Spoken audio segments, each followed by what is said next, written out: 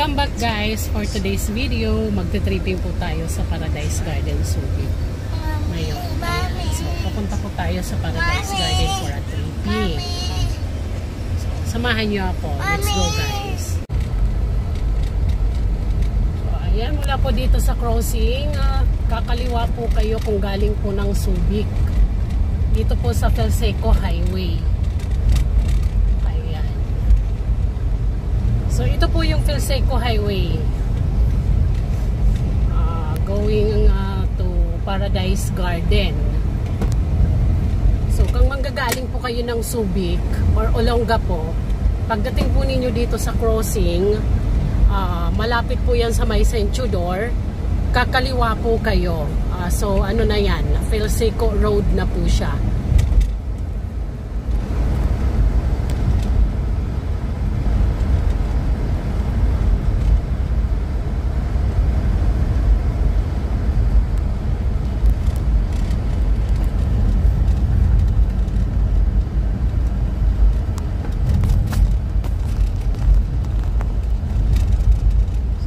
Tayong 4-way lanes dito.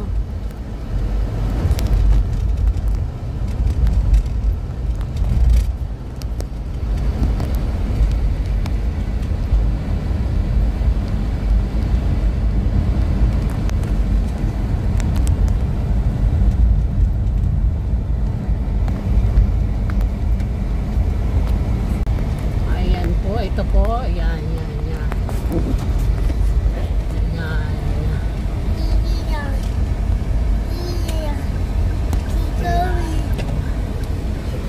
So, ito na siya.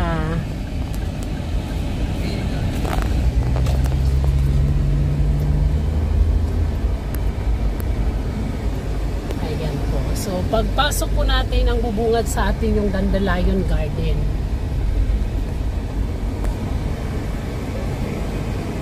Refer nyo, sir. Ito po ang Dandelion Garden. So, ayan siya.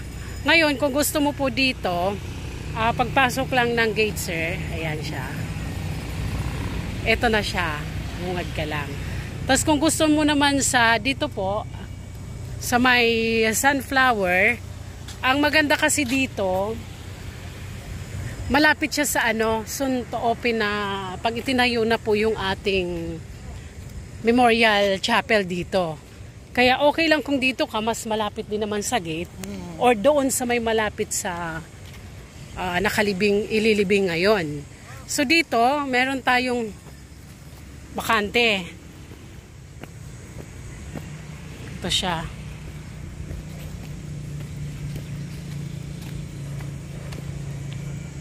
Meron siyang available. Makakapagpa-locate naman tayo. Nandito naman ngayon si kuya.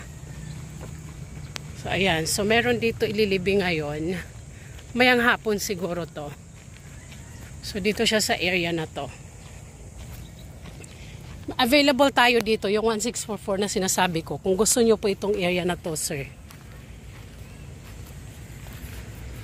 Yan, so dito po. Palukit po natin. Yung yung B19, B25, A and B.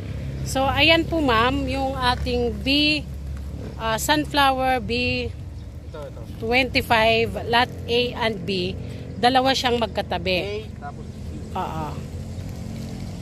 Ayan, so nandito po yung old gate lang, halos katabi lang siya.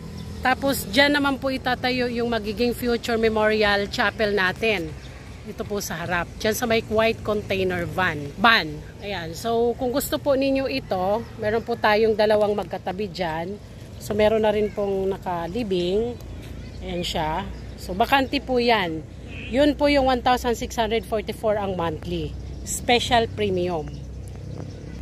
Tapos, may isa pa pong bakante. Ayan, dito sa katabi mismo po nung living ngayon, Block 19, Lot A and B. So, saan yan, kuya? Ayan, so dito nalagyan lang ng upuan ngayon kasi meron po silang interment ngayon. Mayang hapon po. So dyan po yung dyan po banda. Ibigin natin yung 18A tapos B. Tapos ito yung A. Oo. And B. Ayan po. So yun po yung another bakante. 1,644 monthly din po siya. So yun po yung option na pwede natin ninyo pagpilian po. So kagaya ni Sir, nandito naman siya. Kita niya.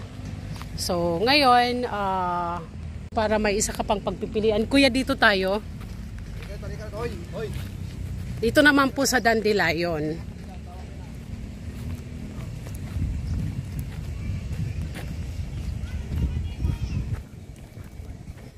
So dito siya.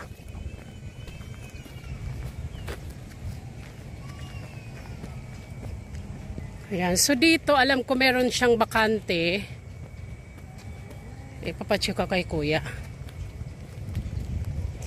Ito open na lot po ito. Magkakaroon dito ng mga puno. Actually may puno na yan na nakatanim na, so pinapalaki na lang siya para may lilim kayo. So ang maganda dito, oo, kasi ano siya, tingnan nyo, matatanaw nyo po ang paligid. Napakaaliwalas. Ayan, so dito tayo sa Violet if ever. Parang po nang medyo maaliwalas talaga sa paningin nyo to. Maganda yung view kasi at least walang nakakaharang. So dito po, ang ganda po ng view. Even kung dito ka pa, papunta sa bundok, maganda po yung view niya. Ayan po. Pagka mag-visit kayo, mag-put up lang kayo ng tent dito na yun yung nire-request ko sa inyo na at least 2 lots. Para meron kayong space for tent pag magvi-visit kayo. Yan, so ito po, dito po sa area na to, bakante po yan. Yan po. Pwede kayong magkapamili dito ng 2 pa na magkatabi. Dito po sa area na to.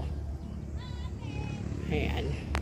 So, dito po sa area na may tinatayuan ni Kuya, ayan, magkakatabi po yan, 6 na lote dyan, pwede kang mamili dyan. Maganda ang view dito.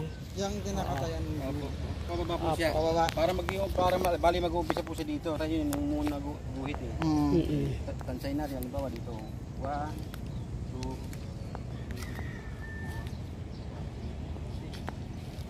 2. Ayan. Ano po? So, 6 na lote magkakatabi bakante yan. 1,644 per month.